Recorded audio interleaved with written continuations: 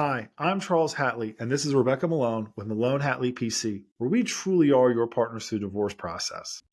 Today, we want to talk about some of the questions that we see all the time here in Fairfax, Virginia, and that is, how do I prove adultery? Fairfax, it's a tough place to get divorced. And proving adultery is not a small task.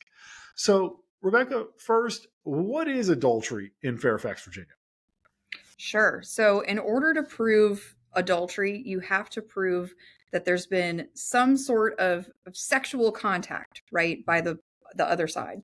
And so sometimes you'll have somebody who's maybe engaging in inappropriate behavior.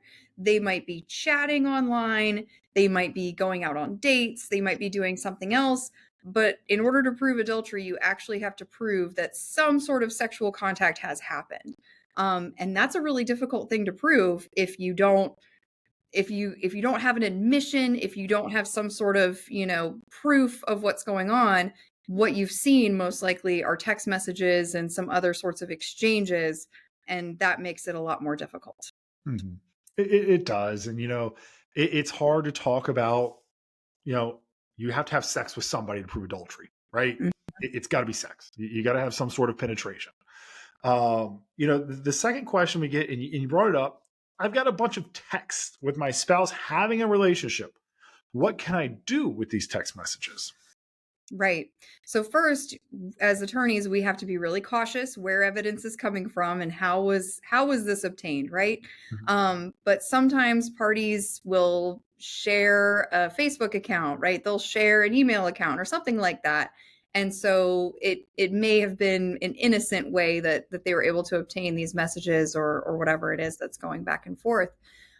So first, you want to review it with your attorney and just look at the substance of the messages themselves. Do they indicate something about, spending the night somewhere, or going on vacation together, or, having been together the night before, something like that, right? We're looking for dates and times and things that are likely to lead to the proof that we're looking for. And then you want to follow up on those things. So if you find a message that's dated March 1st and it says, "It was so great seeing you last night," or "spending the night with you," something like that. Great. Now let's pull that person in and do a deposition and ask them about what happened on that particular evening. Let's work on gathering some more information based on the substance of what's in these text messages. Yes. And that, I think, is one of the most frustrating things that we see our clients go through. They'll have text messages or they will have a quasi admission from their spouse about the adultery. And they come and talk to us or any attorney that's actually doing a good job. And they'll say, well, this is a start. We know where to start digging, but we still need to do a little bit more digging before we have enough to present to the courts, especially in Fairfax, where they're going to make you prove it the right way. You're not going to be able to say, look, Your Honor, here's a bunch of text message, and the judge says, look, anybody can read between the lines. This person committed adultery. They're not going to do that.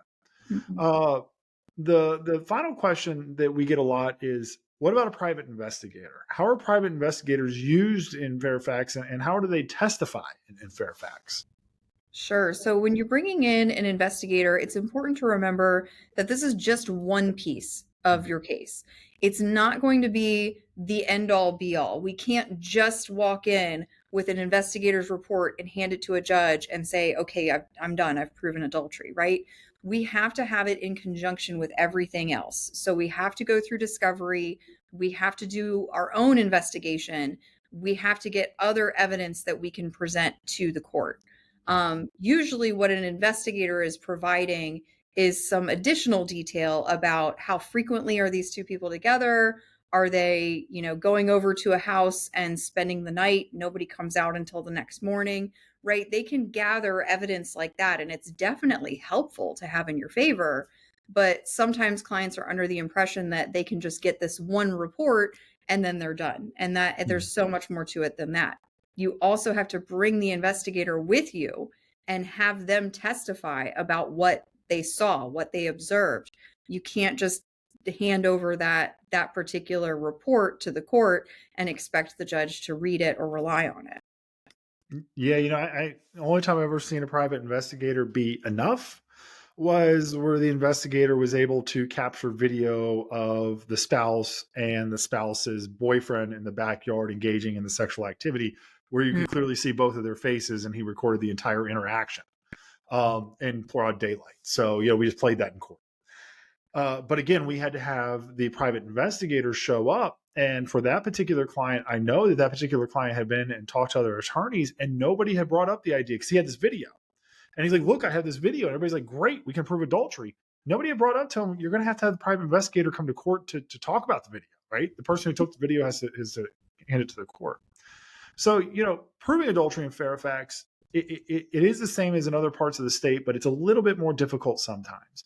And if you or someone is going through the divorce process and you think that your spouse has cheated on you, give Mullen Hatley PC a call and see the difference that a partner can make when we're trying to look at the entire story and we're telling you how each step works along the way to get success in your case.